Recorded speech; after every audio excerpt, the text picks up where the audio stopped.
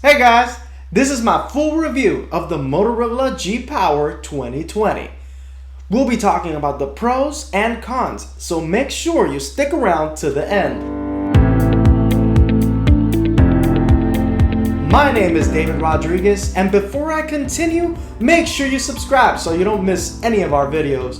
Alright, the Motorola G Power, a phone that is priced very affordable compared to $1,000 phones at about $180 to $200 US. So let me tell you my honest review, and this video is not sponsored. Using the Motorola G Power as my phone for a couple weeks actually impressed me. I have become accustomed to using the top of the line iPhones and Galaxies.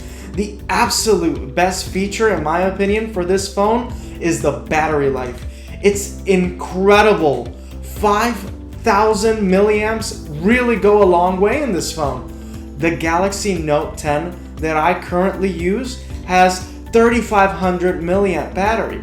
It does not last all day, but the G Power literally lasts a long time. Plus, it comes with a 10-watt charger. It's not the best, but it's actually fast charging. Motorola has baked their own iteration of Android with their custom gestures and little features that work, but are not the most intuitive or the most useful, although I do like whipping the phone and turning on the flashlight.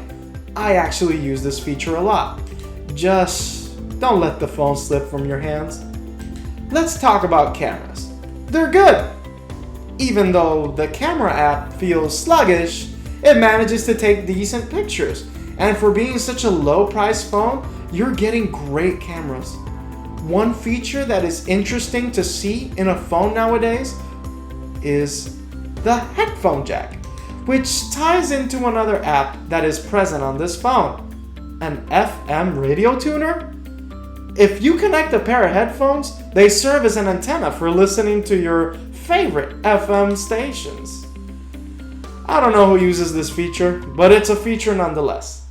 Including a headphone jack in 2020 is not something we see often. Another phone that has one is the recently released Google Pixel 4a. For an unboxing video that we did recently, check out this video. Another great feature is the expandable storage. Although I have never actually needed extra storage in my devices because I use Google Photos and the Google Drive to store my important files, 64 gigabytes on the Motorola G Power plus expandable storage for apps is good to have. Now let's talk about the bad. Being a more affordable phone, some sacrifices had to be made. Its processor is a Snapdragon 665 and its 11 nanometer processor, in other words, it's good, just not great. I would say that you can effectively have up to 3 to 5 apps before your phone starts to slow down and start to become a bad experience, which is something I never thought about since I always followed the trend of getting the latest phone.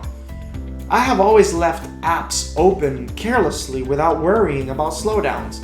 Another thing to consider is the things that have been left out to keep the price of the phone down. Facial recognition is not present in this phone, although you do have a rear fingerprint sensor, which is okay. Personally, rear fingerprint sensors have not been my favorite, although this one works well. You also lose wireless charging. This is a feature I did not know that I needed. The ability to just throw your phone on a pad that charges fast without any cables attached is a great feature that this phone just does not have. It uses the now standard USB-C, which works well.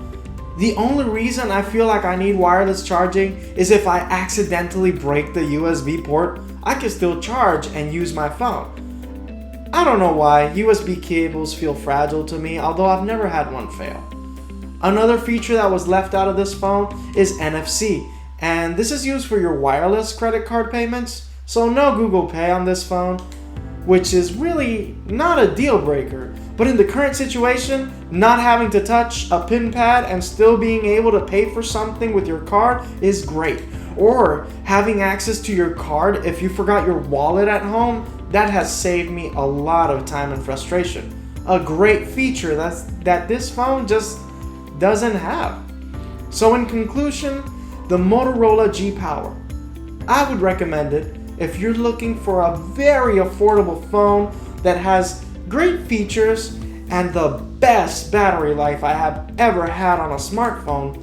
If you can live without some of the features and only have $200 to spend, this is a great phone for you.